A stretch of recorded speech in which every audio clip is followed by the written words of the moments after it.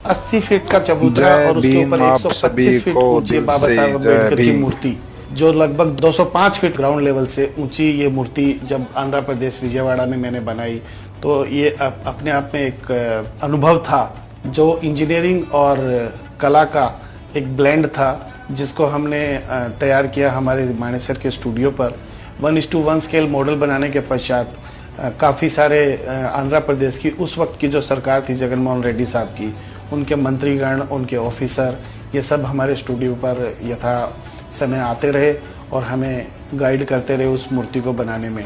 जब हम उसके एक एक पार्ट को यहाँ से ट्रांसपोर्ट कर रहे थे तो 125 फीट ऊंची मूर्ति का लगभग 40 फीट ऊंचा पैर जब एक ही ट्रक के अंदर ट्रांसपोर्ट किया जाना था, तो वो एक एक जूता एक एक ट्रक के अंदर ट्रांसपोर्ट हमने किया।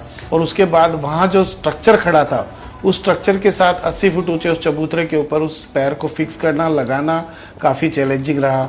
टावर क्रेन्स थी, बड़े हाइड्रोलिक क्रेन्स थे, जिनके साथ से एक एक पुर्जे को, एक एक टुकड़े को, उनके शरीर के एक एक भाग को जो हमने मूर्त रूप दिया था, उसको उठा करके उसके साथ जोड़ा। जोड़ने के पश्चात उस मूर्ति का पूर्ण निर्माण हुआ। बाबा साहब ने जो लगभग 60 फीट ऊंचा हाथ हवा में लहराया हुआ है, जो संविधान की तरफ इशारा करते हुए दिखाया गया है, उसको उस हवा के प्रेशर के अगेंस्ट में खड़ा रखना अपने आप में एक इंजीनियरिंग की मिसाल थी, जिसे हमारे साथ के जो इंजीनियर्स थे उन्होंने बखूबी निभाया।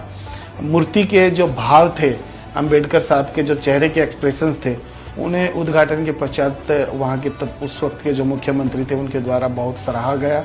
उसके अगले रोज़ मीडिया ने भी बहुत उस काम को सराहा। मेरे लिए जीवन का सबसे सुखद अनुभव था कि मैं उस मूर्ति का पूर्ण निर्माण जीरो से लेकर के संपूर्ण कास्टिंग और कास्टिंग के पश्चात उसको वहाँ पे असेंबल करना और असेंबल करके फिनिश करके उसके ऊपर फाइनल पैटिना करना, ये अपने आप में काफ़ी चैलेंजिंग था, क्योंकि हवा का वेग बहुत ज़्यादा था। आंध्र प्रदेश का जो मौसम है वो बड़ा ही शुष्क मौसम होता है। गर्मी में बहुत ज़्यादा गर्मी होती है, इवन सर्दी में भी गर्मी का जैसा ही माहौल होता है। जब मेटल के ऊपर 40 डिग्री टेम्परेचर गिरता है तो वो 80 डिग्री का रूप ले लेता है। बट फिर भी मैंने और मेरे साथी कलाकारों ने और कारीगरों ने हार नहीं मानी और उस कार्य को हमने बखूबी अंजाम दिया। ये मेरे लिए गौरवान्वित कर देने वाला क्षण था जब मैंने इतनी बड़ी मूर्ति को वहाँ पे ब्रॉन्ज के अंदर बना करके, पंचधातु में बना करके खड़ा किया।